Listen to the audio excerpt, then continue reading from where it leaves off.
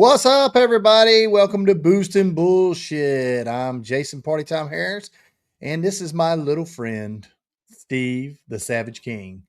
How's the $1 Million Man doing? The $1 Million Man. Oh, man, I'm doing okay. Everything's doing great. Just working. A little hot still. Starting to cool off. Got some rain finally. Got some rain. Sir. So, Yes, sir. yeah, Yes, sir. yeah, it is. We got Episode a big 40. This is episode 40. 40 of But a long time, bud. Long time. That's like a long marriage still going. It is. It's definitely. I ain't holding your damn hand, though. Oh, come on. We can walk down the aisle one more time. We could try it. We give it a good shot. Yeah, it definitely is. Trying different camera angle tonight. Trying a little different stuff. Trying to get my media game up on the top tier. What you been doing? Working? Digging dirt? Digging dirt, trucking, working, just killing me. I've been stressed out. You heard me. I called you once and relinquished a little stress to you.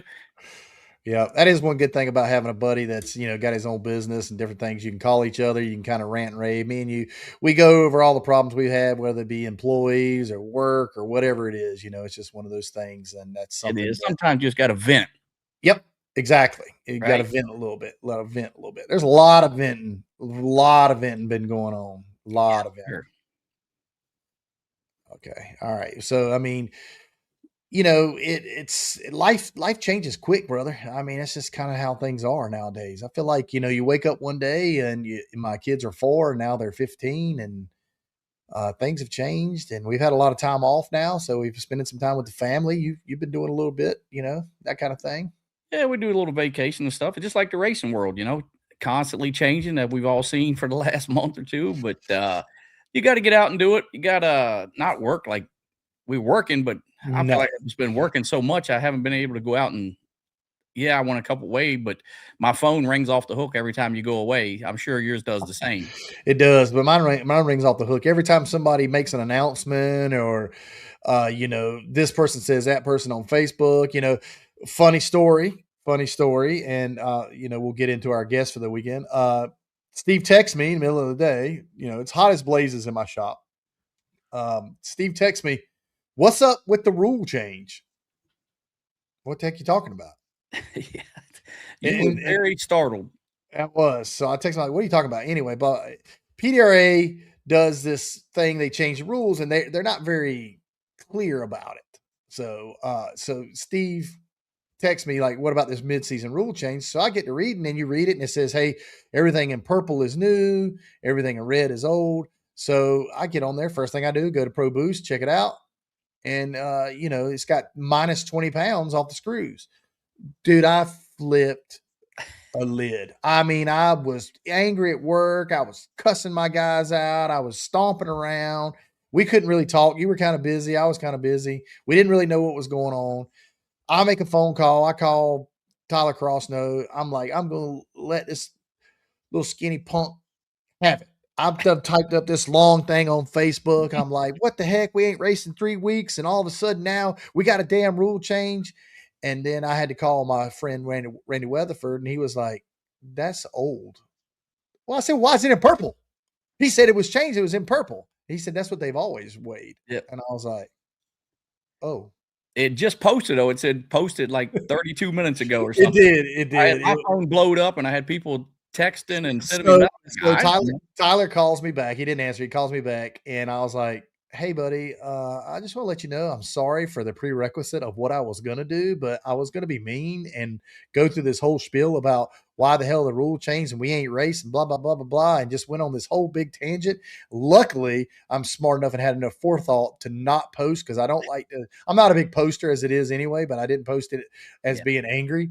And, dude, I felt like an idiot. I felt like a friggin' idiot. I really did. I felt the steam in your ears because you said, I got to go. Click. You was dude, click. It was funny. It was a funny moment, just to show you that we're all humans. And, I'm so glad that I did not post anything. And that's something maybe my wife kind of tells me a little bit, like take a minute, relax, breathe, count to 10. And then if it's still worth it, do it. I think a lot of people should take that advice on Facebook, but I don't think they do. But anyway, we had a good laugh about it. We talked to Tyler, and we'll get into that at the end of the show and what's going on. So we got two people coming on that have kind of turned the racing world upside down a little bit, in the last year or so. Yeah, two great guys, guy and a Gals. young gun coming in who's flat out comes from one of the biggest racing families in the business. Yep. I mean, you talk about a lot of things that go on in racing, and there's nothing that anybody can't say about Jegs and the family of Jegs and all that stuff without you mentioning drag racing. So, you can't have one without the other. But before we get into that, I just want to tell everybody, hey, don't forget, like and subscribe. Hit the subscribe button at the bottom. Share it. Do the best you can. Keep this boost and bullshit thing going. Obviously we don't get rich. We still got everyday jobs and we still like to go racing. But this is a place for me and Steve to get out there, vent, let our feelings be known. This is a place for you to get on here and tell me what you're thinking and just not only all about racing, but a lot about life too. So yeah, sometimes not always politically correct, but sometimes you got to let it fly. Yeah. I was telling my wife at dinner, we were talking about podcasts, we were eating dinner, and I listened to a couple podcasts, and there was a podcast on, and they were talking about, they interviewed 100 people, and they asked these 100 people like three main questions. And these questions were, and they did it between the ages of 18 and 30, I think. And they asked them simple questions. Who was the first person, president of the United States? Who did we win the Revolutionary War against? It was a couple of just, and dude, you'd be surprised. Only 25% of the 100 people, 25 people got the first two questions right. And the rest of them, like they was like 17% of people thought that we won our freedom from Canada. The world's a crazy place out there, man. It is crazy. Yeah. And like, if you don't know George Washington was our first president, you need to go stick your head in a car door and slam it. I'm just telling you. It's a lot of, even school, my son goes to school. He can't even sign his name hardly. Teach you got to click it on the computer. Oh, yeah. Same stuff. Same kind of. Yeah, that's okay. People have lost the realm. He is your son. He's smarter than him. I'll give him He is a lot smarter than you. Bubba's he's good dude. All business. 23 years old, man's all business. Back at work this week? Is he back at work? Thank goodness. If I couldn't take 2 weeks without him, I'd have a heart attack. Yeah, dude. I'm just telling you. Steve called me during the week, and he's basically in tears. I wish Bubba would come back to work. I can't take this. I can't take Bubba, you need a raise, Bubba. He does need a raise, that's for sure. But I was stressed out this week. Wasn't no tears, but I can tell you, I threw a few things, broke a few things. It was one of them weeks. Man's got to do what a man's got to do. I got it out of. That's the way it goes. It is. So but we got a big show coming on here. Big show. Got some good stuff to talk about with two great people. We got some stuff at the end to talk about. I know everybody wants to wait till the end, and we're going to talk about what everybody wants to talk about. We're going to talk about the old IHRA right here at the end, as soon as our man Peter Norton and Paige Coughlin get off here. But wanted to bring to you tonight. Tonight's episode is brought to you by M&M Transmissions. M&M Transmissions, the leading in technology and OEM, Turbo 400, Turbo Glides, Power Glides, shifters, and converter technology. They are the leader in that. I run an M&M transmission, been running one for years, ran them in nitrous cars, ran them in boost cars, still run one to this day. What can I say? Check out Mark Mickey.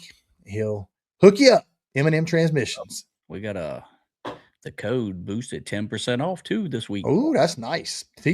Boost and bullshit. So go to Mickey's page, go to his web page, and use the promo code Boost and BS for 10% off. 10% off all shifters and shifter accessories. So shifter accessories are going to be buttons, stands, the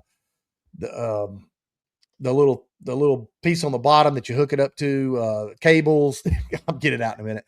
But go to his page and put in Boost and Bullshit right there at the apply coupon. Put in Boost BS and you'll get 10%. So let's just say right here, you get a shifter and a servo, adjustable turbo 400 servo, and $1,600. You will get $160 off. For those of you who have done high school math, you understand that. That's a good deal. Mark's one of the best guys out here in the business and one of the baddest.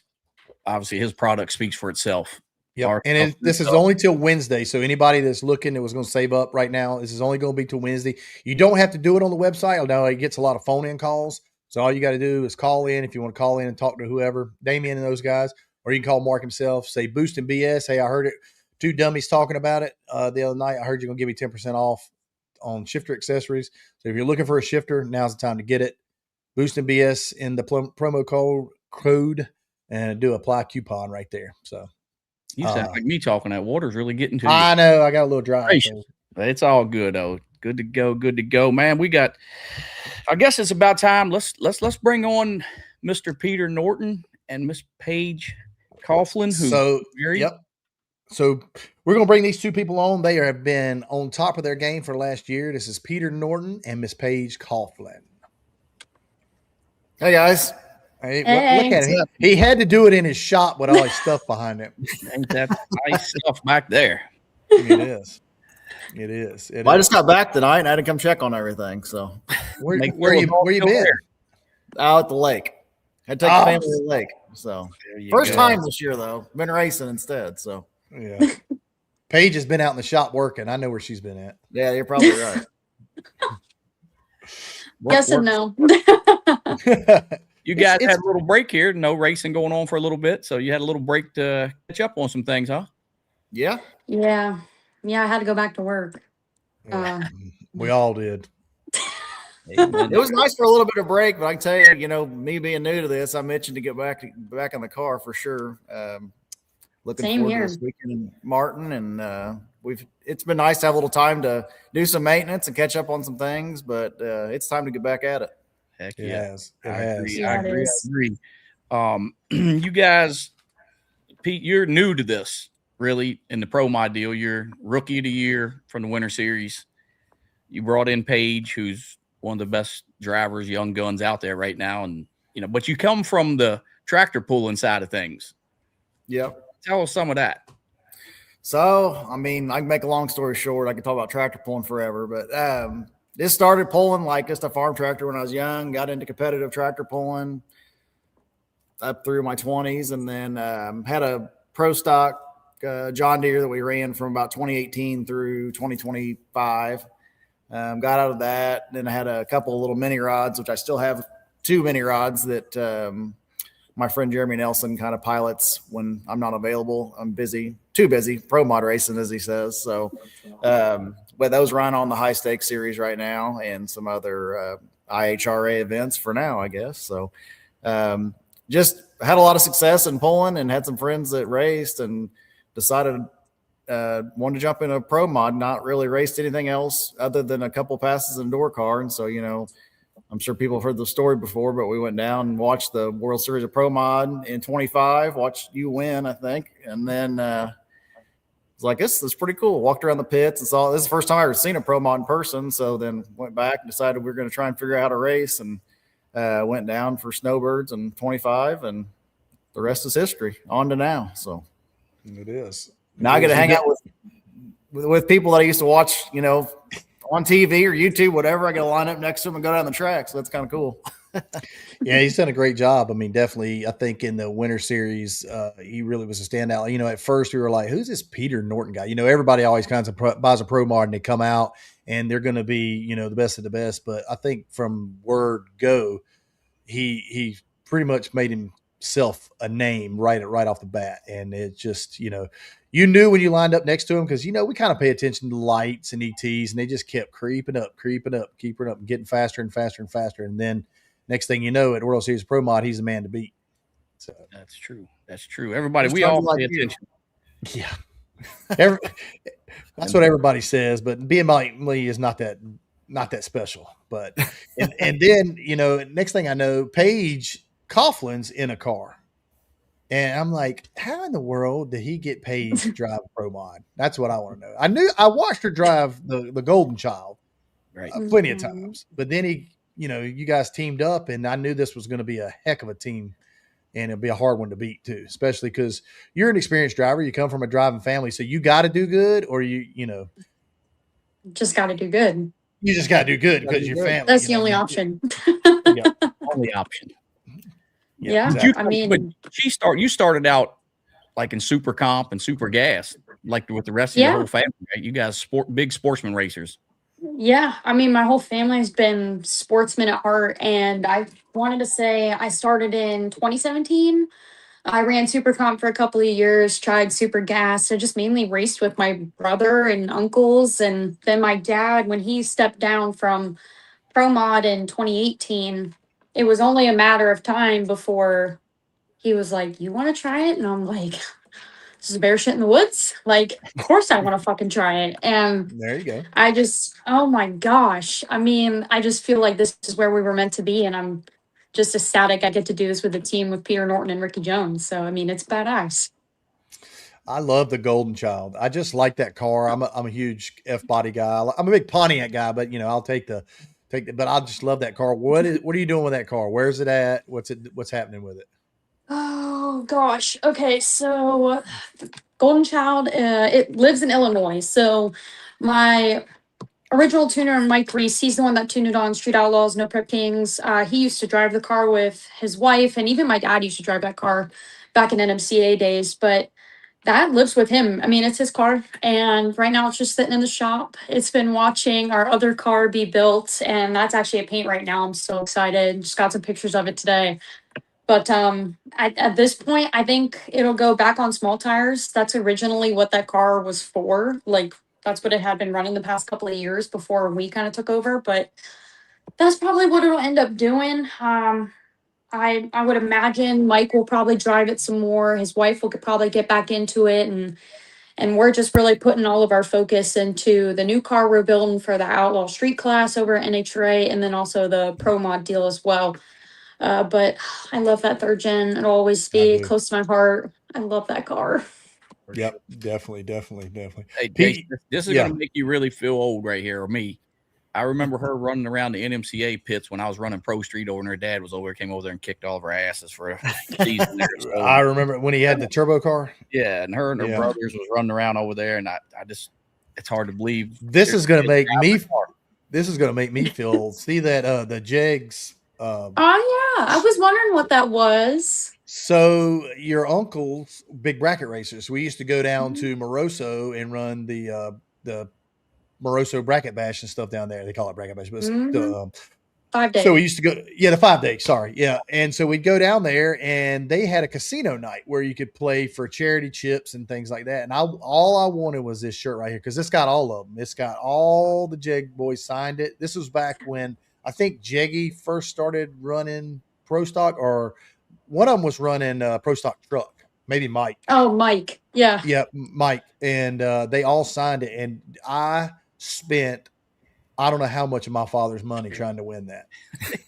I couldn't have been more than about 18, 19 years old at the time. And dude, that is one of my cherished items in my trophy case, is that shirt right there.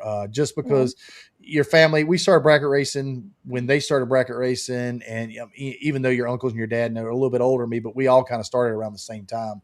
And it just goes way back. It is. There's one day I'm going to pass it down, and maybe my kids can auction it off or something, but that is so cool. Yep. I love it. It is cool. That's cool. But Pete, you got, what's all these cars you got behind you? You're a car guru, dude. You like every time I talk to you, you got cars. Yeah, I see that. You got Jangalang back there, right? Let's see. Yeah, I got that's the Jay Cox's old car. I've only been around in '69. Jangalang, Paige's card right here.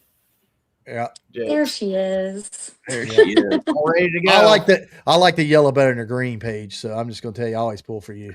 So yeah. It does look good. I tell you, when they were coming down and we had that car, we had green on it and worked out this deal and came down and put the yellow on it and had the big Jag stickers. I was like, man, I can just think back and like having toys and kids. Like when I pulled, we still bought stuff from Jag. So I had Jag stickers on my pulling tractor and stuff. Right. So I was like, this is really cool. And it's been exciting to have them in our pits, and they've been just an absolute joy to be around. Troy's got a lot of good stories, and so me not knowing a lot about drag racing, I've learned a lot in a short period of time, and they're a huge help to that. So, well, obviously you don't do anything second fiddle from your pull tractors that we see, from your rigs you pull in, to looking at that shop. So when you came into Pro Mod, did you have a target to grow what you're doing to the point you're at now to be able to have Paige, or, not that you knew Paige was coming, but I'm just saying, multiple cars and. Yeah, I don't know. We didn't really have a goal. I think we bought, we wanted to, the car I bought, when I bought the car that I got from the Larry Jeffers car I got from Jeff Rudolph, that was just kind of our beginner car. So we got that ready for the winter series and ran it. And so just trying to find, I think everybody trying to searches for their ultimate car. What's that one? What's the Jason Harris party time car? Everybody wants to find that car. It's going to be the fastest. And over my pulling career, I've bought used vehicles, and those always have been stuff that's been points champions or whatever. And I always feel like if you start out with a good platform, it kind of advances you moving forward. And so, I don't know. We're still in that search. We're building a couple new cars. And so, I don't know. I just like cars. I'm not saying I'll be stuck with one, but if the one is going to be it's like the next one's got to earn its way in. So it's just, we'll continue to try new things and do research, but I don't go anything half-ass. It's all in all the time. And I'm passionate about pulling. I'm passionate about pro mod now. I love it. I'd say needles in both arms, as I tell people if I was a drug addict. So look at there. That's good stuff. I'm a John Deere guy too, so I'll thumbs up on that. Yeah, mine's it's a fun ride right there, but I can assure you, a 3.5 second pass in a pro mod, there's no comparison. So, well, Paige kind of picked up on it pretty quick. I mean, like, you think she kind of Well, she transitioned into it because she had the super comp stuff, and she kind of did like I did. She slowly made her way into it. I think you jumped straight on the bull with the horns. The baddest dude, and just said, the hell with it. Let's see what happens. So, I mean, I feel like you've done a great job considering that. Look at that. That's pretty. You still got any of these, or no? No, that one's sold. That's gone. It belongs to the Simon family in Iowa now, which they pull it now. So, my tractor pulling did not go so well. It was not good. I did not do so well when I did tractor pulling. Look at there's that's new. That's our new mini rod. We want to run it twice, and it's both poles. It's pulled. The last two poles, it's one. It's right there. A Noonan with a roots blower. Yeah, so it's a 4.8 Noonan, 575 cubes with the SSI roots blower on it. They make about 3,000 horse. What like the classes and the restrictions? They restrict you motor wise. I guess you have to weigh different or cubes. And you can run a 4.9 or something, but you can't run anything bigger than the roots. I think the overdrive is, I don't know, it's an overdrive restriction. I think it's 75 maybe. What is more important, setup or horsepower? I tell you what's really important is tires. Tires. Class. Yeah, of course we cut our tires. They're really soft compound. We only run about 2 pounds of air in them. And so you're always cutting. You got to make sure the edge is sharp. So, because the tire's turning fast and there's not hardly any lug to it, so you got to make sure it hooks enough, but not too much where it moves too much dirt. Is kind of the key behind it. And you got to have plenty of power. And there's a lot of finesse to it, driving and all those things. The thing only weighs 2,000 pounds. You got that drive shaft turning between your legs, so it's kind of, I don't know. Paige, that's you next. We'll get you a yellow one. I told him. I said she could jump right on that. I think she'd be great. There you go. Look, that blonde. You can have that blonde hair off from under your helmet. We can all see it just flowing. Them things, what if they like behind the wheel, that thing when it comes apart? Oh my god. Oh yeah, I don't that video's from that's indoor. We pulled indoors at Louisville, the National Machinery Show. Actually, Reese Shelton, who's Stan Shelton's son, they had pro stocks, and we were this was in February 25, and we were in the pull off here. So that's kind of, I don't know. The only thing I see there is money. I don't know why. When I look at that looks like a whole lot more money. But that thing, diesel tractor making 160 pounds of boost and over 5,000 horsepower. It's definitely a thrill by all means. So that's just been a fun chapter of my life that's on to the next. So that's cool. Well, that's really good. Did you get into this pulling because of the farm and stuff? So you was a John? I just had some friends that pulled, and it's always the same thing. You always just want to go faster, right, or more power or whatever. So on to the next thing. Like I'd been down the drag strip a couple times.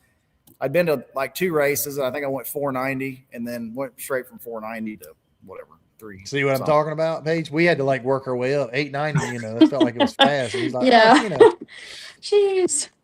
So Paige, what do you do when you're not racing? Oh my gosh. Come on.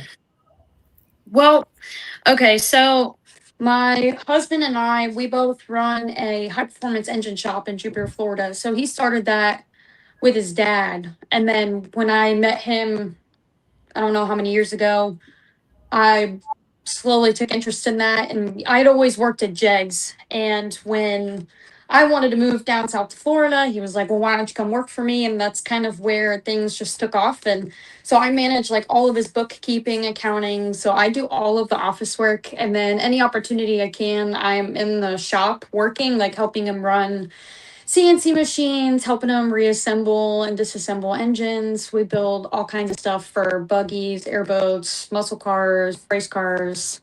We even do some jet ski stuff, which is pretty nuts. We do a little bit of everything. But aside from all of that, we also do real estate, and whenever we have time after that, we bracket race. So Oh yeah. we're Yeah. always busy. I mean, he's Yeah. he's working right now. I've So seen some dragsters on a lot of your photo stuff on Facebook. So you guys must do a lot of yeah, drag. I still have my dragster. It's for sale. Uh-oh. I'm actually looking to buy. I really want a third gen bracket car. I want to run like low 6.0s in the eights, just something that we can foot brake race and bracket race. And he has some Fox body Mustangs, and I'm like, I just have no interest in that. You I'm a know, that's virgin what girl. Peter needs to try bracket racing if he wants to get humbled real quick as far as racing, because he's had a lot of success in the pro mod racing pretty fast because he bought the nice stuff and he can drive and everything. But I don't care how good whatever you buy and how good you think you are, bracket racing will humble you Quickly. I've watched it a little bit, but I don't think I understood it until about 2 weeks ago how it even worked. Yeah, we lost Paige. Paige is out. That finish line Oh, drive. can you hear me? No, we can hear you. You're going Hear you. black. We can hear you. Oh no. It's the same. It's all right. That bracket racing driving that finish line ain't like in a pro mod where you just Oh my push gosh. No, it's as far past as you can. But Yeah, Yeah. I just always want to like heads up is the way it go for me. That's the way I look at it. At least I know that there's a lot of people at bracket race, and I commend that. I was at my local the bracket track racing is really cool. I drove But the heads brake up, I finish have to line. agree is where it's at. Yeah, I It drove the is. brake to the finish line one time, and I said, "I'm out with this. I'm done." You know, my bracket racing, and I don't know if Paige, this happens to you, but even pro mod racing, I'm looking over out the window trying to see where he's at, left and right, trying to Oh figure out yeah, where like I'm at. you can see it Yeah. in your peripheral, and I just feel like, I mean, the biggest thing for me was, I mean, yeah, it has its benefits in the pro mod class for sure, but I noticed the biggest difference running against those street outlaw guys because half of them didn't know what bracket racing was or had never done it before, and there was a few that did, like Nate Saylor and Disco, but gosh, that really fucked those guys up, and it was hilarious. And the more we raced, the more they started to catch on. But it's like you just get used to some of those antics that the bracket racers across the country Oh, do, yeah. and it's such a good time. And I noticed wanting to like look around. I'm trying to look around like the funny car style cage, and I'm like, where are you at? I can't see you. And I'm like, thank goodness we don't got a judge's stripe in these cars. But oh my gosh. You want to know where If you you're can't at. see him, that's usually a good Correct. thing. The Yeah, pro mod exactly. don't have Yeah, I don't scramble want to button. see you, but if I do, I'm like, I wonder how much should we cross by? I try to guess before we get our time slip. It's like, if I had to guess, what would that be? Because you're always just trying to keep it sharp. And when it comes to bracket racing, that's all it really comes down to is thousandths of a second. It's so dumb, but it's fascinating because it's like all these guys are so competitive and so close nowadays. It's just like We all you got to should do is just pull up to the lanes wrong and you're screwed. we should do that at the next World Series of Pro Mod. We should have a streetcar like foot brake bracket race. We'll get the pit cars or whatever we got, and we'll just everybody just go at it and just see what happens. Because Oh my gosh. I I'd mean, be down. whatever we got to do, That'd be fun. Yep. I Yep. can Some of the best times I've had of golf cart races. So, I can see you with the scramble button now. You have the hood blowed off that thing. I'd have my little Sonic. I'd have nitrous in the back of that thing. I was gonna Open say, up the can we light. please put some nitrous on it? Come on. There we go. A couple times I did do like a backside race, and I had a scramble button, and the car is a turbo car. I was like, man, I think about that. Like when somebody's right next to you, like I think Yeah. that scramble button, get a little extra at the end.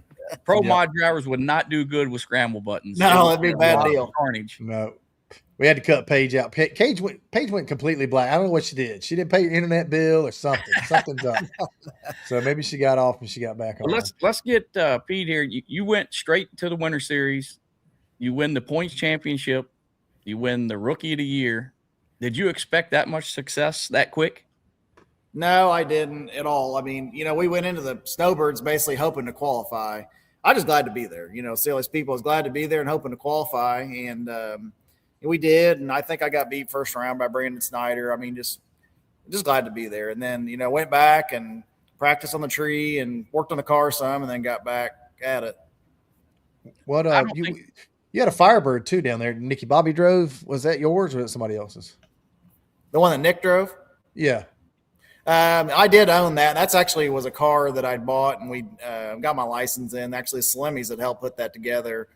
And just they helped me go. I mean, John and Melanie and all them helped me get going. I know Steve deals with them and I've got no problems with them and great. I'd already had a car from Proline and just kind of wanted to go the centrifugal route and just wanted to deal with some people who were closer to me. And so, there was nothing against them. I just wanted to do something different. And I'm glad I did because if I wouldn't have got that centrifugal car and had the success I had, I don't know that my love for it would be the same right now. So I think everything happens for a reason. I think the couple races that through the Winter Series catapulted me into really focusing on it and wanting to try harder. And I mean, Ricky Jones, is one of the main reasons I've had the success I've had. I mean, he's been a teacher, he's been a friend, but he's really good. I mean, obviously really good teacher. Yeah, right. He's really good with the chassis. So we've just made some adjustments to an old chassis and it worked. So now we're getting to the point now where we're trying some stuff. And so we're going to, we've had our ups and downs and we've, won the first IHRA race because Jason was taking 3 naps on the line. But other than that, we haven't had another win since then, but we've just been trying stuff. And I know that's how it goes. And that's part of the game is just trying it out. And that's the fun of it too, to make some changes in the shop and see if they work. And it's part of me learning too, as a driver, I got to get better all the time. But that's just with practice. It is a practice. And I think there she is. There we go. Is it working? Yep. Sorry. Okay. It's all right. There we go. I think the fields have gotten so close that the pro mod guys have taken the tree to a different level. If you don't, you're up. I mean, years ago you didn't have to do that, and I mean like 3 or 4 years ago, not last. Yeah, I mean now here's the deal. Like I used to feel like I went up to the starting line, and even if you were close to me, I feel like I had a 200th advantage just because these guys are going to be 40 and 50, and I was going to be 10 or 20. But that's not like that anymore. You better go up there and it got me at the last race. I set up a little loose and I missed it a little bit and it got me, and it just kind of one of those things. But I've watched Paige and I've watched you, all year long just be dynamite on the tree. And it don't think it doesn't ring in value in people's heads. I mean, if you go up there, even if you got a fast car like I do, I still get to the point where I've got to think, I've got to be on my game because even if they run 62 and I run 61, if they're 10 better than me, I'm done. I'm toast. So yeah, I think both of them. I think you get to a point like I've had a few red lights too, and it just happens. I mean, you got to just do better next time. And if you're going to push it, which you got to push it every time. If you're going to push it, it's going to happen eventually. And I think it's just the realization going into it. You got to be conservative to a point, but you've got to, you just got to play the game. Got to know who you're racing a little bit and know how to go rounds. I think with everyone pushing a tree, I think Pro Mod's seen a whole lot more red lights with everyone pushing it that far, more than we've ever seen. But that's because everyone's so good, right? Yeah. Well, every track's different for me. I've never been. I mean, every track. It's the first time I've been to every track because I've never been any of them. So all those trees are different. I think that's for everybody. That's just learning that and paying attention to things like that and practice. That's why we get practice. All right. Go ahead. Go ahead. No, go ahead. I was gonna say, how did you get in with Rudolph when you end up purchasing his deal? You just stumbling through the pits and came across, or did you stop in and have a beer and there he was, or what? I just because he got his new car for PBRC was building his new car and just kind of had heard through Eric Dillard that he was maybe going to sell it. We were just looking for something that was going to be quick. It was going to be a centrifugal setup.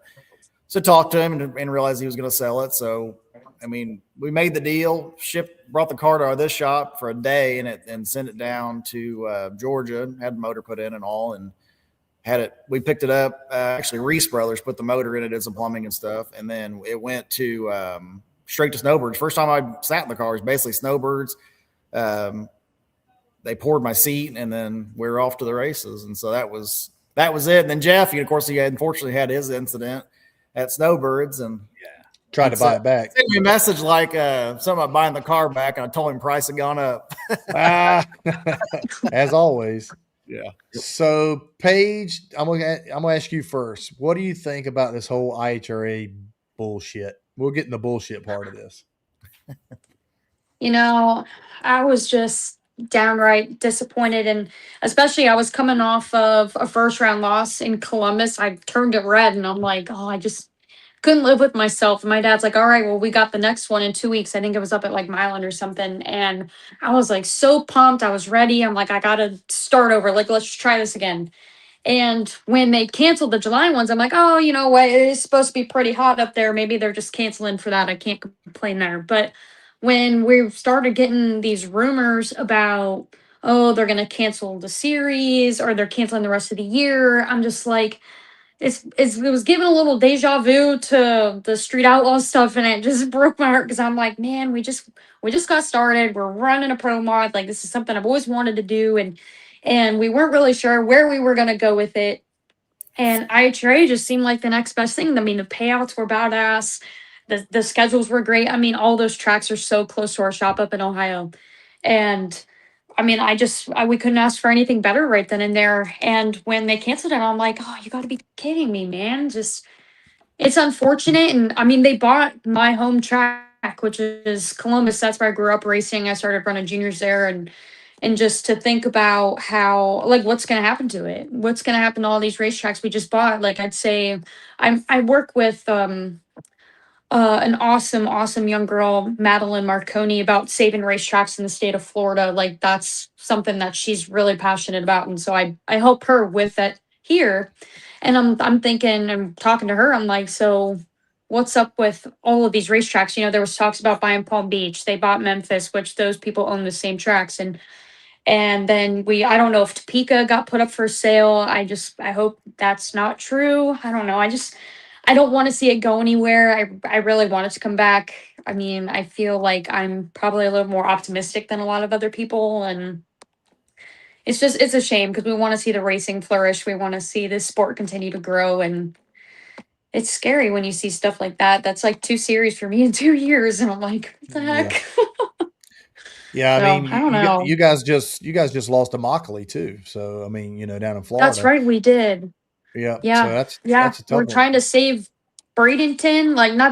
We want to keep Bradenton around, and then we still got Orlando, and then Gainesville's farther up north, and I think there's another smaller track up there too. But now, like, we're in Jupiter, Florida, so the closest thing to us is either Bradenton or Orlando, and those are like 2.5 hours away, which is annoying, but I mean, it is what it is. I don't want to see all these other racetracks close down, become abandoned, turn into, like, use the property for something else, because that seems to be really popular right now. And, like, I don't know. I really hope nothing happens to those racetracks, because they just went in there and bought them all up. And I'm like, what's left if they all go away? Like, I don't know. It's just really disappointing. And I don't know about the whole money situation. I never had an issue with that, so can't speak to that. But I really want it to. I'm like, please come back. I'm gonna be optimistic, but I don't know if that'll bite me in the ass or not. Not sure. I think we all were optimistic in the beginning. I know me and Pete have had several phone conversations, and we had kind of text back and forth. What have you heard? What do you hear? And I think that's the conversation that all of us have now. Every Monday, every Wednesday, every Thursday is these new rumors. It seems like every day is a new rumor, a new this, a new tale. Pete, how would you feel about it? You're new to this, so I mean, obviously you've never had this happen unless it happened in the Bullen stuff. I mean, what did you feel like? I don't know. We were so excited about it happening. Definitely knew and wonder in a point series of some sort, always have kind of run some sort of organized points scenario, I guess, and polling. So it just seemed like a good fit. The schedule was good. The payouts were great. And then, this all with Paige coming on, we had a schedule kind of set how we wanted to run, and it all seemed like it was perfect. And, I think you get a team together, you're running for points, all these things are, add up. And I think that it is unfortunate. I mean, there's other racing to be had. I think we're going to run some Midwest, PDRA or whatever. And I think it'll come, those may flourish over it. I don't know, or what's going to happen. It is just kind of a scary unknown in a short period of time. I'm thankful I have a pro mod. I have somewhere to race. If I had to build a mountain motor pro stock or outlaw pro mod or something, I'd be really nervous at the moment. Yeah. And you take a person like me that started with nothing as far as having parts and all this stuff, and I invested a lot of money to have the program we have, and you want to make sure you got somewhere to race for myself, for Paige, or anybody else that wants to race with us. Yeah, definitely. I think it changed the dynamic of how we all feel. I think we've all, and just for me personally, and me and Steve talk quite a bit, and I know me and Pete talk some. It just changed the dynamic of racing for me. I mean, I went from the highest of the highs to the lowest of the lows to, I mean, I feel like I broke up with my girlfriend of, the last 2 years, it just, at first you're like disbelief, and then you're kind of sad, and then you're mad, and then it's just one thing after another. And then there's so many damn rumors, dude. I feel like the rumors have just been out of control with this whole situation, and that we need understanding. I need somebody who knows what the hell is going on. And I think if they would have got ahead of it and got out and said something, if someone's got a problem, I'm okay with somebody having a problem, or I'm okay with somebody not paying me, but just say, hey, I'm not going to pay you. Or this isn't going to happen. Yeah. We screwed up. We made a mistake. I'm broke. I'm broke. I don't have any money to pay you. Don't tell me you're going to pay me in next week, and then the week after, and then the week after. And then I'm hearing from Tom, and I'm hearing from Dick that you're not going to pay me. And I'm hearing from, Joe and Billy that, they're going to try. They're trying this or trying. I just feel like, we've been scammed hard. And I feel like it happened overnight. I feel like you on the money. And then, like for any of us that were running points, I mean, I was a good ways away from ever catching you, I think, but I could have definitely held on to second pretty easily. I mean, that's easy. You could have won it. I mean, something could have happened to me. I mean, there was 10 rounds left and I was 6-round lead. So there was a 4-round gap there somewhere. Yeah. I mean, somebody could have made it. It's just not fair to the racers. And I can cry and we can get on with our lives and move on, but at the end of the day, we've got to save what's left of racing. You were talking about racetracks, Paige. There's a lot of North Carolina has more racetracks per square mile in the country, probably, other than Texas. Good. And we've lost 2 of them basically, because there's no way Galat can stay open, under that name. Piedmont's in ruins, so that's 2 good ones gone right there. And then you got hopefully the ones that have been owner finance are going to go back to their owners, and then that's what's kind of the way it's going to be. Yeah, I think one of the bigger things, Jason, is they split the racing world, right? For the last month or 2, you got one side, everybody was all for IHRA. The other side was against them because of what was going on. And now this thing's drawed on for a month, 6 weeks, 2 months. And I think everyone's starting to see it's probably not going to come back, right? I don't think so. I don't see it. Even if it did come back, how the hell are any of us supposed to go race with this guy knowing that we might not get paid? I mean, that's going to be different for sure. It's just almost like political, you got the red, the blue, and then drag racing. Now you got IHRA. It just, it split it right down the middle for a while. Well, you had so many of these guys that were ready to say, I told you so. And then you had so many of these guys that were just on board and were 100% just gonna ride it to the end. They were going to ride this ship till it sank to the bottom, just because they wanted to believe in something that was true and something that was great. This thing was awesome when it started. This guy was paying lots of money. It was going back to the old IHRA days, which you guys don't remember as much, but like, dude, we held on to this great thing so long that it just disappeared overnight.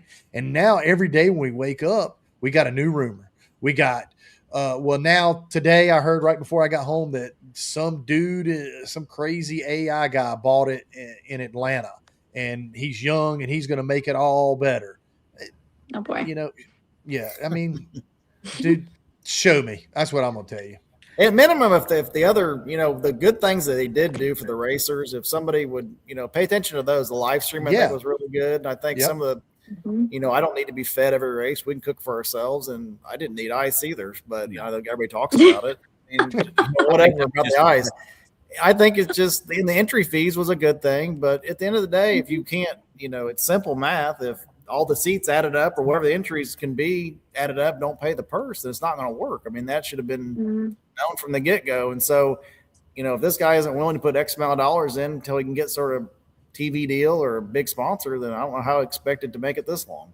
Right. Yeah. No, and then there's been a lot of stuff that just like you say, so many different stories, Pete. And I call Pete. I'm worried about these guys that were going to Galat to run this tractor pull thing. Like I didn't want these guys to code thinking they were going to make $10,000 hooks and then not get paid. So I'm like, hey man, I don't know who over there, but you might want to make some phone calls and let's try to figure out.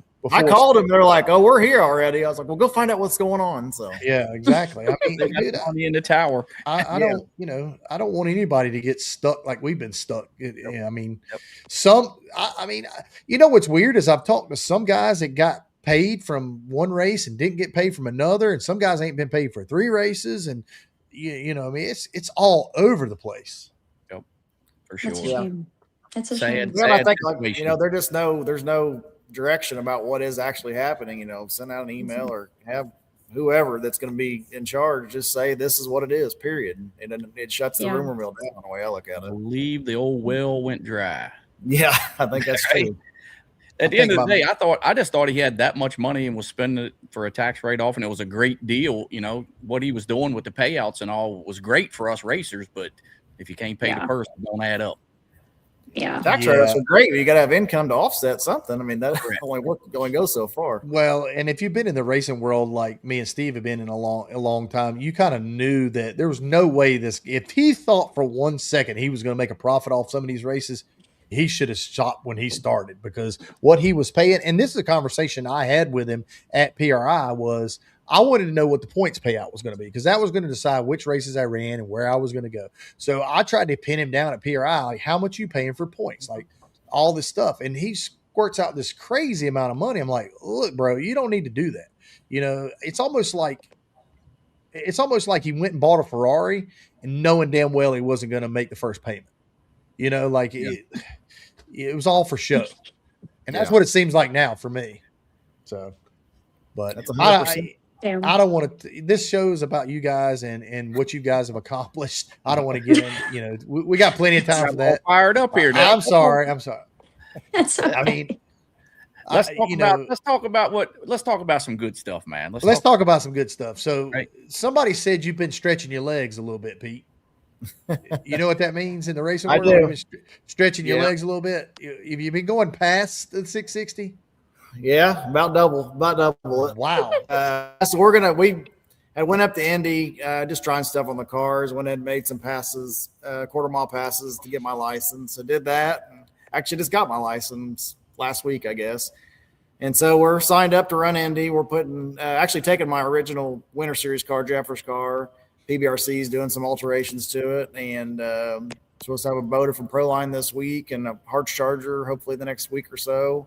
Got a tranny at M&M getting spruced up. So, we weren't planning on doing this immediately. It's something I always thought about doing. It's obviously I'm from Indy, so I'd love to race here. And so, but with all the IHRA stuff happening, it's like we need to find our avenues here. And it's like, I got to think about, if Paige continues to race with us, hopefully she does, and she wants to run IHRA, we got to make sure we know what we're doing over there. Ricky needs some experience with that. So it's like, let's go run a few races and see how this program works. And then maybe we can get to the end of the year and know what we're going to do for next year and just trying to learn some stuff. And I think so you screw it up so Paige can go faster. Yeah, exactly. Yeah, I like that. That's what we did in her car. Exactly. Oh my God. It's a long way to the other end, isn't it? It is. I tell you what. So my passes I made up there, we just did on our.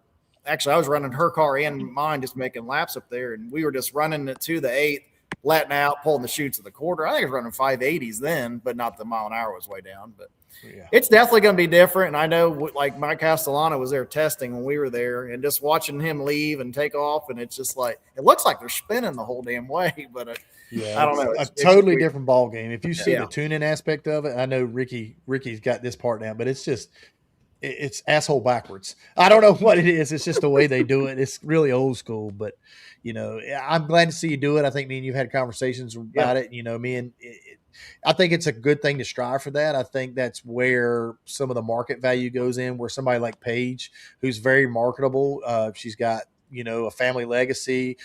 She's a pretty young girl who can drive really damn good. So here we are. She's got this whole dynamic that would be good for her NHRA wise, I think. Yeah. So maybe it's something you should look at, Paige. Make sure he gets it right before you get in it. I'm like, you never know what we got up our sleeves over here. But no, it's definitely something my dad and I talked about, especially with the IHRA thing canceling. We're like, so like, what do you want to do? And I asked him, I said, would you ever like consider going back quarter mile pro mod racing? Because he was all like guns a-blazing, street outlaws. And I mean, as soon as we started that deal, we instantly fell in love with it. But when that chapter closed, pro mod opened up, then we were like 8th mile all the way. That's all we had been doing the past couple of years. And now we're like, well, what if you want to do it, Dad? And he's like, I might do that. And I'm like, you let me know. Sounds good. Just whatever you're feeling, just let me know. I'm not going to say no. I'll do whatever you want. Like, sign me up. But no, I think it's super cool. I mean, that's obviously where my dad ran last and was a 3-time world champ in pro modified. And I just feel like it'd be so cool. And then I get to race with my family again, mostly like my brother, my Uncle Jeg, and just me and TJ talk about it all the time. We're like, oh my gosh, this is what we need to do. We need to have this pro mod car, this pro stock car, and this is how we want to lay it out. We just want to do big this, compound. And this. Oh my gosh. Just a big yellow and black compound. Which Paige is going to be just there, like we used to. Yep. Outlaw Street. We used to have it that way. You're going to run Outlaw Street there, you think, at Indy? Yeah, we'll be, let's see.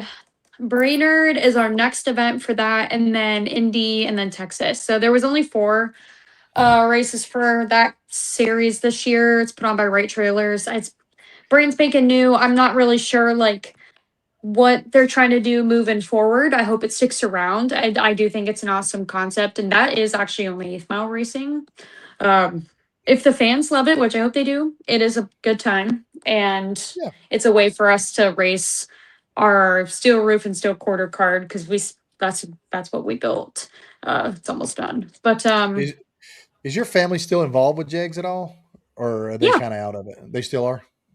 Yeah, my brother still works there full time, and then the family still owns a part of it. Yes, but we a lot of us have migrated down south. It is a little bit warmer down here in the wintertime. It's actually really, really nice.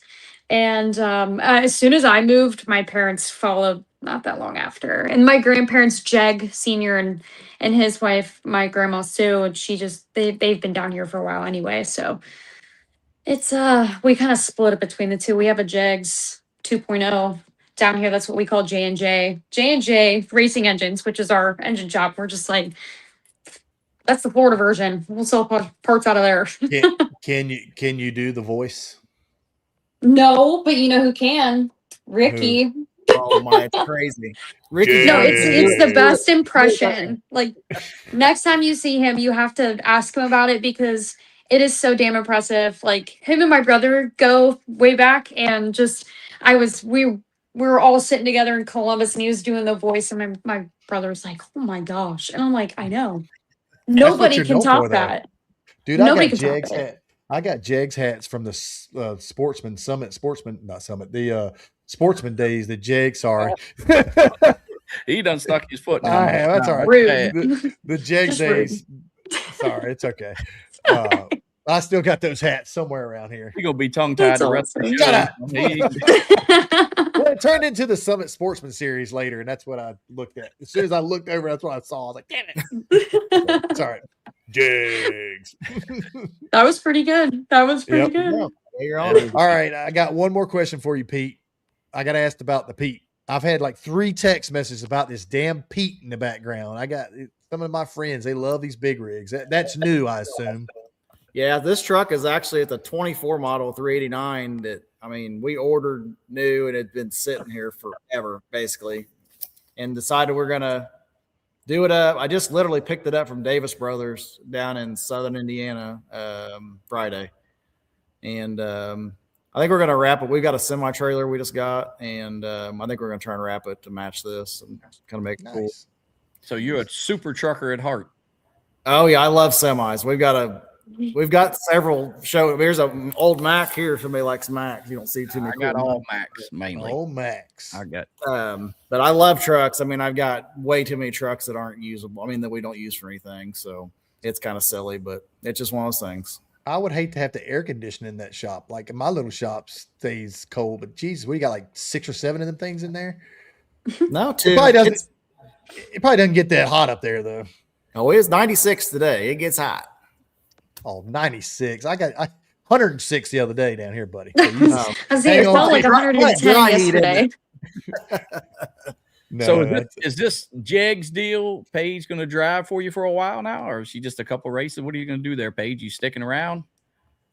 I mean, I'd love to keep racing. I any opportunity to get behind the wheel of a pro modified car, you never have to twist my arm. I mean, I am guns a-blazing, like let's go faster, whatever we can do to be more competitive and just kick everyone else's ass. Sorry, no offense, but that's my goal. And we're just we kind of take it day by day. The only other thing we've really been focusing on is finishing this other car. You know, my tuner, Mike Reese, he builds the cars too. Like he rebuilt that Camaro for me, and then he's building this new car as well. So it's just been him in his garage building this thing for the last like year and a half, and we really want to see this project to the end. It's such a beautiful car. I cannot wait to race it, but it is an outlaw pro mod car essentially. And we really would like to give that car a shot. And at the end of the day, we're the team that is like, all right, the racing season's going to start in like 2 weeks. What do we want to do? And we make the decision the week of the first race, and we're like, all right, let's send it. Like that's how I've always raced. We test the week of the race and just go. That's every racer. Like, I don't know what. Well, so many things can change, and especially with the Camaro we ran. I mean, the way they released the schedule for the TV show is just absolutely nuts. So we've kind of adapted to just say, all right, load it up, let's roll. We have to be in California in 2 weeks, but no, I'd love to keep going. I think we're just trying to take it one step at a time with getting this new car done. Like I'm so excited to get the opportunity to drive that car as well. And if that's something we can do both, like drive the Pro Mod and Outlaw Pro Mod, I mean, that's like heaven to me. So yeah, I think we're just gonna play it by ear for the rest of the season and just get as much seat time as we possibly can, and then kind of get together at the end of the year and be like, all right, Dad, what do you want to do? What are you thinking? What are you thinking? And go from there. Well, cool. From my perspective, I hope we keep her around. It's been a joy to have her and her team. And, you know, it is nice having 2 cars. Jason, you've done this with John Dock some, and I know Steve, you and Melanie bounce stuff, and it does help. It really does. It does. And I think we've had pretty good chemistry from, you know, Johnny and Beaver, her crew guys coming, and obviously Troy being there is a wealth of knowledge. And, you know, hopefully Did you say Beaver? Yeah. Oh yeah. You got a guy named Justin Beaver. Yep. Oh, Not that Beaver. man. Not Beaver. Yeah. Beaver. No, he's been my ride or die. He's been with me ever since I started racing. Like he worked on TJ's Pro Mod car. Like then he's just had to put up with my bullshit and my brother's bullshit for the last like I think 12, 13 years already. And I'm just like, I'm so sorry. Beaver. You got to be a good mechanic if you're going to name Beaver. If your last name's Beaver. He's amazing. He's amazing. He's good. He's very good. Very good help. Good. I got it. Now you both your car, obviously Pete's all flat hood, Jason's flat hood. Now don't you want to have a damn screw blower on the front of that thing? No, because they don't want to be gay. Right there. Don't you see that, Steve? You see that screw blower right there? I see Jangalang back there now. Oh gosh. He's got blowers on his little tractors. He does have supercharger on the mini rod. I've seen that. That thing. Don't get a blower, Pete, because if you do and you outrun him, he'll start crying. I'm Okay. a bitch. Yeah, there you I'm a go. bitch regardless. That's what I do. You should know this. Hey, I ain't the only one in the country bitching. You've been kicking everybody's ass, so everybody bitching. Oh my God. Here we go. Here we go. All right. Everybody bitching except Bob. Yeah, he's been Yeah. bitching lately. He's been, we gotta go racing. We gotta go racing. He wants to go to 131 so bad he don't know what to do with it, but it just ain't in the cards. You guys, You guys coming, aren't right? going? Neither one of you? I'm not. I'm Steve's going. going. Steve's Steve going. going? Yeah, I'm going. You guys gonna be there, right? Yeah. Mhm. Yeah, It's that's just close. it's 13 hard ass hours for me, and then I'd What are have you to gonna do? turn. Go fishing? Maybe.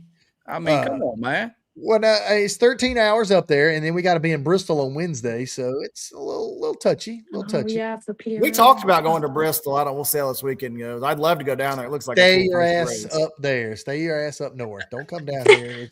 It's hot. You won't like it, Hey, this is gonna be a good race, dude. I've been looking at the There's weather. A lot of heavy hitters. I'm gonna tell you what. If Keith Haney hasn't done his damn job this time, he has. You can't get racers because he has called. He's got everybody in the country coming. 131's a great racetrack. Oh, it is. Mhm. They're Keith and them are paying. They got Outlaw Pro Mod. They're paying the money. I mean, you'd be a fool if you had a Pro Mod car and you didn't go race there. So I think the call me a Midwest fool. puts on a nice show. I really do. I mean, we I'd went agree. to Martin the last time. We're both first time Yep. Paige raced and set the Yeah. record, I guess, whatever. Yep. And I mean, think- Martin's awesome. And I think Keith does a really nice job. Everybody at Midwest does a nice job. I think everybody that is going to be there is going to be heavy hitters, and I feel like I'm going to be behind the 8 ball just because I'm not going to be racing this weekend. You guys are going to get a head start on me. So Well, I there's think one it's out gonna of be the a big way. crowd. Yeah, Last year, yeah. There was a huge crowd up there at this race too. That's what Yeah. I've been hearing. I'm excited to see it. I've really enjoyed racing that series so far, and I mean, I don't know. I love racing there, so I hope the Yep. crowd turnout is awesome. track is always killer too. Yes, it Oh is. my That's gosh. Always killer. job. I'm Yeah, looking I forward agree. to it. We've been off for a while, so I'm ready to come off that button. Heck Get the itch. Like, I'm absolutely. ready to go. Let's go. Let's go. Like it. Let's I go. like it. All right, guys. Well, I really appreciate you being on here. Anything you want to say to anybody? You want to thank anybody? Paige, Pete, y'all. Anything we hadn't covered that you would like to cover? Jeez. Oh, No, man, I lots to think talk you did a about. fabulous job. I just thank you again for Team Hurricane Motorsports for having us over. And like Peter and you guys have been great. Also to shout out to Ricky. He's done a fabulous job tuning our cars. And just very thankful for everybody who's on board with us. Jags, Proline, Fuel Tech, M&M, Hearts, everybody. Just what a fabulous job. And I mean, they give us these race cars to go fast. So I'm so incredibly thankful that we get to do this, and we're absolutely ready to go kick some serious ass next weekend. So Absolutely. whoever's watching who's going next weekend, they better be ready. All right. You heard it first. You heard it right here on Boost and Bullshit. Paige said, get your shit tight. Get it. She's Hey, coming for you. Yeah. you know Hurt how some that makes me feelings. remember? I used to see her walk through the pits. She was just about this tall, like little. I can't believe she's up here talking all that shit. I like it. Just because you're old, Steve. Damn. I am. Look at here. I'm old. Look at here. I got. Listen, you're getting some you gray. know that the weights are a little different at Midwest, so don't go crying because you get your ass stomped. Here That's we right. go. So I don't cry. I Oh just my bitch a little gosh. bit. I just bitch a little bit. all right, guys. Well, we really appreciate it. Be safe up there. Do a great job. I hope you guys. Good luck to both of you. Maybe you'll get in the finals together. That'd be It'll be awesome. all Hurricane finals. So That'd be awesome. I like Thanks for that. having us I like on. that Love the idea. show. Yep, Thank you. yep. Appreciate it, guys. Yeah, Have thank a you good so much one. for having us. We appreciate it. Hey, Thank thank you. you guys. Yeah, yep. Awesome See ya. stuff, right? Woo! Here we go. Boost and Bullshit, 40th episode, presented by M&M Transmissions. Check out M&M Transmissions. You can go to their promo code, put in Boost and BS on all. You get 10% off all their shifter accessories and shifters. So if you want a custom shifter, if you want a button for your shifter, you want a little stand for your shifter, you need a cable for your shifter, put in Boost and BS. You get 10% off. Those two right there, Pete's a little soft when it's not soft. Pete's a little quiet when you first start him, and you kind of get him riled up a little bit. He gets out there. He can get round up pretty tight. And Paige is off the chart 90% of the time anyway. That's the I Coughlin did not guy. know that about her. She is tight. You know, she tested Golden Child last year when we were at 131. When I stayed over, went from 131 to go to Milan.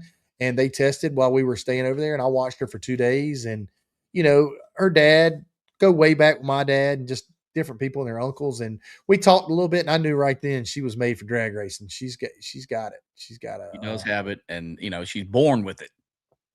When you're you supposed come to up have that it. family, yeah, when you're born with that and you come through that family, you have to be a drag racer. And young, good-looking young lady right now, that's what the sport needs. That, and plus she can flat out drive. She can. So, all right. So what are we going to do about this IHRA thing? What's up next? What do you think the next rumor is going to be? I'm not sure, man. There's been so much stuff floating around. I mean, we've had the whole scene, the Richard Freeman, Wes Buck, that stuff on there with what they did, that whole deal just took me by surprise. I mean, so Drag Illustrated, if those of you don't know, Drag Illustrated comes out with an article saying Richard Freeman got a phone call on a Monday. Well, excuse me, Wes Buck got a phone call on a Monday morning saying, "Hey, I need to sell to IHRA." He calls Richard Freeman. Him and Richard Freeman hop on a plane. They fly to Hamilton, Ohio. They get out. They walk up through this Daryl's whole compound he's got there, and he's got all these trucks and tractors and lawnmowers. And just from the article, just what little bit I got from it from Drag Illustrated putting it on there, and what Richard said, that they pretty much lowballed him because he wanted some astronomical, stupid ass amount that just wasn't going to be feasible. And I don't think anybody really knew what was involved. Like, what do I get for 500 million? Do I get everything you got? Do I get trucks, tractors, tracks, employees, databases? What do I get for this? I mean, I think I know Richard and his brother and Wes sat down and went over each individual thing and had probably a notebook and writing all this stuff down. But I don't know, man. It just it didn't sit well with me. I think at the end of the day, you got to look at. I mean, how can you trust this guy? What's going on right now? Even if you were to make an offer, and what would you get? Yeah. So I think Richard pretty much said, you know what? He probably got home, got thinking about it. He just said, I don't think this is right for me. I mean, Richard's a straight shooter. What little I've met Richard, I mean, he's straight to the point. So I wouldn't say he didn't offer him no 500 million either. I mean, obviously, way. I think he lowballed the shit out of him. I would have, and that's just kind of the way I would figure the business deal would work, and then that's what I would do. But it didn't happen, and I don't know who pulled it off the table. I don't know if Richard pulled it off the table, if Daryl pulled it off the table, but it was, I think the words were said that I've got somebody else going to buy it. And then that's what you've heard for the last 4 or 5 days. And like I told you, at the end of the day, today I did hear, but you don't know. I don't know if it's some jackass just writing some shit on Facebook or if it's a real deal. Right. Who knows? There's so many rumors out there. I don't know if I can't keep up with them. I got people text me stuff, and I'm like, I don't know. I'm not in the loop. I'm not in the loop like that. Dude, it's been such a, tabloid scene for the last month, just crap going on. I mean, even people that have no idea what's going on, they just watch me race on a daily basis, local people here, and they're like, what's going on? What's going on? I'm like, dude, I have no idea. I heard John Doc has an offer in on it. Shit. That's what he says. If you know John Doc like I do, the only thing he might have offered him, can I buy the leftover toilet paper from the bathroom or something? Man, John, he's on you, buddy. It's I don't know. What about the racetracks? I've heard some rumors, some stuff. Some people been trying to buy some racetracks. That's all I care about at this point. I mean, that and getting paid. Your dad put a little post up.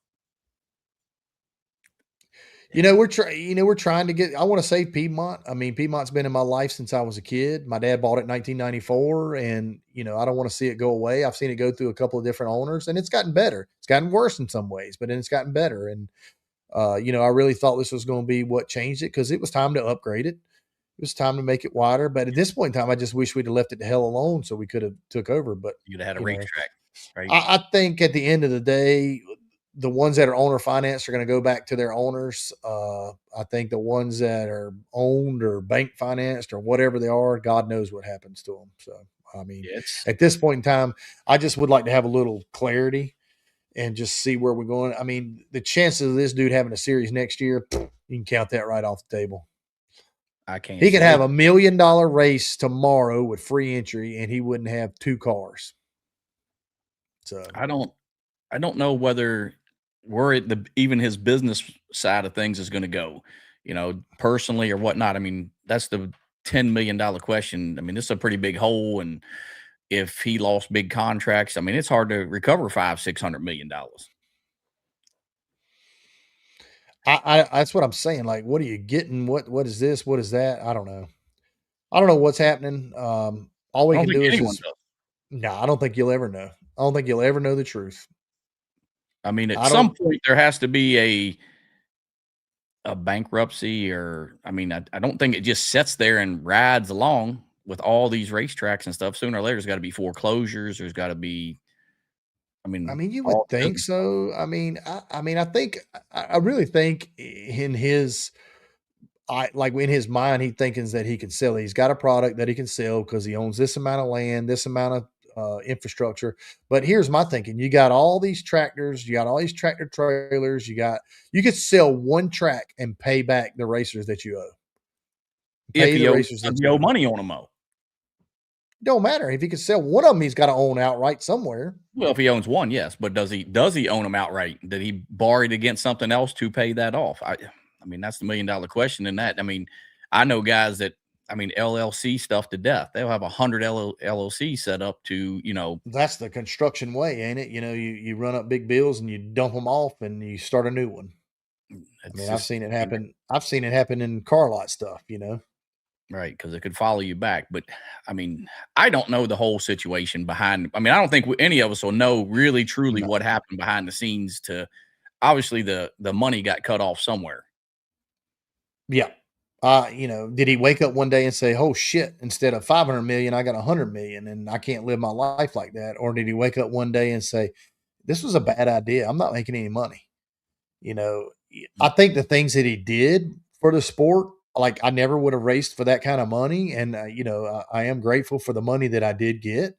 I think that, he put out there, he made, like Pete said, just the Ferris wheel and the way the employees treated everybody and the way, the new tractors and this and that. There's just a lot of good things that maybe some people can take note of and kind of go from there. But at the end of the day, we're still stuck where we're at right now.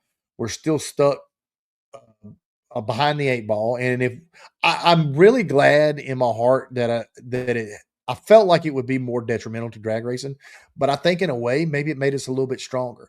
I think it made people like us stick together and to know that we've got to fight for these things, and talking to Paige about saving racetracks. And maybe that's what it takes. I hate to use this as an analogy, but 9/11 brought us together as a country. Mm-hmm. We were all patriots at the end of the day because we all got attacked. And at the end of the day, we're all getting attacked. We're all getting shit on by this one deal. And we're going to have to come together and fight back, or we're not going to have places to race. We're not going to have people to race with. We're not going to have the camaraderie and meet the people like Peter Norton and Paige and Steve King and Johnny Kemp and these guys to go racing if we don't stick together through this and work with these other organizations like Midwest, like PDRA, like NHRA, Yep. And I just say this: there was so many races, and I know that's good for the viewer, but do you water it down with that? Now we're back to PDRA and Midwest, which is the two solid pro mod organizations to run. They're always going to be there, or to a point, and you know what you're getting when you pull through the gate. They stood the test of time, and this weekend 30 some cars going all the way out there. That says something for those organizations. And I think Bristol will be big for PDRA as well. Yeah, Bristol. I think PDRA may have taken a little back seat to IHRA just because we were racing so much. You guys got caught in that situation. We were racing a bunch, and it was just some bad planning amongst them. But I'll give it credit. They stuck the course. They stayed with it. They did their thing. They didn't down anybody. They didn't cuss anybody out. They didn't downplay anybody who didn't want to come to a race. They kind of stayed their course. And at the end of the day, they're going to stay where they're at. ADRL, like just somebody said there, ADRL death was the birth of PDRA. And I really thought back then when ADRL was done, that was going to be the end of it. I'd be running Big Dog for the rest of my life. And, PDRA, it took Jason Scruggs and Tommy and Henson and all these guys to get together and make an organization because they knew what ADRL did wrong and they righted it by that, Yep. So, I mean, it was just tough not to, when you see that type of money thrown up in purses, it's hard not to, it wasn't a anything against any other organization. It's just, look at all this money. Yeah. Even though we didn't get paid, we're still out there trying to, just, you're running for that type of money, that's a lot not to go after. Are you still owed for 2 races? Yes. Mm-hmm. Yep. So I'm only owed for the 1. Still, yeah. It's just a lot. It's you see him shut down the boat race, and you see it's all motorsports, not just drag racing. That's the sad part about the whole situation. I mean, he was trying to do something good, and for whatever reason, it fell apart, and it's kind of a sad situation.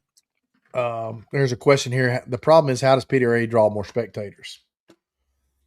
That's a big question. Dude, let me tell you something. That's the age-old question. How do these we have probably one of the best shows you'll ever go see. I'm going to talk about PDRA here, and this is not a negative talk. This is just a constructive criticism. I think PDRA's show is a little bit drawn out. I think when a guy shows up to watch PDRA, he doesn't want to watch 3 hours of junior dragsters and bracket bash. He wants to see a little bit of that, and then he wants to see the pros run. And that is one thing that NHRA has always done good. They get their pro show done. IHRA was really good at that too. They run their pro show pretty fast. PDRA has still struggled with the show. It is more of a weekend event where you go and you spend all weekend and you do your due diligence and you go see everybody and you sit around. I do not agree with Sportsman Thursday night qualifying. I do not agree with a Friday qualifying at 12 o'clock in the middle of the day for the pros because the average guy who works 9 to 5 cannot get off work on a Friday and go, watch pros and going to sit there. So he gets there at 11 or 12. Let's say he gets there at 12. He watches us make one run. Then he sits in the heat and he watches us make another run about 3 hours later. And then he watches us make the last run about 3 hours. So he spent 6 hours to watch 3 runs. His kids are crying. It's hot. His wife, he's done spent $100 to get in. He's done paid all this money for this food and he's ready to go home. Saturday, they get there at 11 or 12 o'clock and they don't see the pros run till 2. Now, granted, after the 2 o'clock session, the Saturday show does get a little better, but there's still a lot of downtime. It's because they have a lot of cars in each class. Yes, we've got to figure out how to clean up the show a little bit. And I don't know the answer. I mean, I'm not saying that everything I got's perfect, but I just think we got to show. I think once we get the show a little better, then maybe we draw. And the live feeds hurt the spectators. Who the hell is going? I'm not going to go watch a NASCAR race. I'm going to sit in my damn living room on Sunday afternoon and watch it. Yep. In my air conditioning, drink my beer and eat my sub sandwich. And go to the restroom without 10,000 people there. Yeah. But exactly. I do agree. Like most shows on Friday night, and I say Royce Miller because that's where I grew up at. But he always said 5 to 8 or 9, like going to the movie theater. Yep. He said you bring a family. A 4-hour attention span. Your diehard racer will sit there, whether it's 110 degrees or 20 below. He doesn't care. He's going to sit in that grandstand and bake or cook, whatever he's going to do. He's going to sit there. But the people that you need to get there is the mom and pop with 2 kids. They come in, buy a hamburger, hot dog, and a T-shirt, watch 2 rounds of qualifying or whatever we're doing from 5 to 8. They're leaving. They're not going to stay for that 10 or 11 o'clock session. They're not going to do it. Right? They're going home. Yep. But like you said, the kids crying. I'm tired. I'm bored. That's why Big Dog was successful, because Big Dog could start at 4 to 5 o'clock. We run the shit out of you, for 5 hours, and you knew who won. And even my dad can tell you this, and some of the local guys can tell you this. If we went past 10 o'clock for a final, 10:30, 11, somewhere in there, the crowd would just slowly dwindle out. They didn't care who stayed and won. The final would, if you didn't finish it by at least 10:30, half the crowd would be in the stands. Yeah, they're done. They're done Because they got to go to work the next day. Right. It's tough. Your diehard will still be there, regardless. Yeah. But I had tickets. I had tickets to the Wilkesboro race this weekend at there's no way it was going to be raining. It was a 7:00 start time on Sunday afternoon. You could have guaranteed me a front row seat in Joey Logana's pit. And I don't think I'd have went. Yep. So. It's not that I don't know how to run a racetrack. I don't know how to run a race series. I don't want to. I just know 5 to 8 or 9. That Royce is one of the best promoters in the business, and that's just what I was preached to all along. Yeah. Friday night, like you said, guy works all day. He comes there, he grabs that hamburger. Let's take Sportsman for example. You got Sportsman racers there, and we're all working class racers, but that is a true. When you say Sportsman class racers, you're talking about a working class racer, not a professional series. Mm-hmm. Why is it fair for them to have to be there on Thursday for one qualifier? Yep. I mean, to me, this is me. You run Sportsman all day Friday, as hard as you can run them. Start at 9, you hard stop at 4:00, get to wherever you're at, you stop at 4:00. You start your pro show at 4, 6, and 8. You're done. You pick up on Saturday where you left off, and you keep going from there. You might have to roll into a Sunday once in a while if you've got a big car count. But dude, we're already there. We already spent the money. We already traveled. We're already going. Let's do what we got to do. I think it'll make the show any better? The show's only going to be as good as the areas it in. You can't go into Bristol because that's a nitro area. Once you watch NHRA Nitro there, everything else, is just an afterthought. Galot's always going to bring a good crowd. Virginia's got their crowd. Maryland's always got their little crowd. There's spots and places for pro mod, and we've got to learn how to stay in there. They do. And there's a lot of races. That's another thing. If you run a lot of races in certain areas, it gets watered down. They don't want to see, if you see pro mod every other week. Well, now we don't have that damn problem. So right. I get it. It's just tough because there was so many places. Peter's sending me stuff. Oh, he's got his lights on his Pete now. He's showing me his Pete. Oh, he got the green light. Does he got green lights? He got his old, no, he's got his chicken lights. I guess that's what you call them, all them lights, chicken lights. Yeah, I thought he had them glow lights underneath the green. He probably does. He probably does. He's super trucker status. He's a trucker, a farmer, tractor puller, pro mod racer. Whatever he does, I'd like to get a little bit of it because he's got enough stuff. Whew. He damn sure don't work on he don't work on cars for a living. Let's just put it to you like that. And he ain't digging in the dirt. Well, he might be digging in the dirt. He's just putting stuff in the dirt after he digs in it. So, hey, that shop looked way too clean to be working on shit all the time. All right, guys. Well, I really want to thank you guys for tuning in to the 40th episode of Boost and Bullshit presented by M&M Transmissions. Don't forget to hit the subscribe button. Like and subscribe, follow, share us, check us out.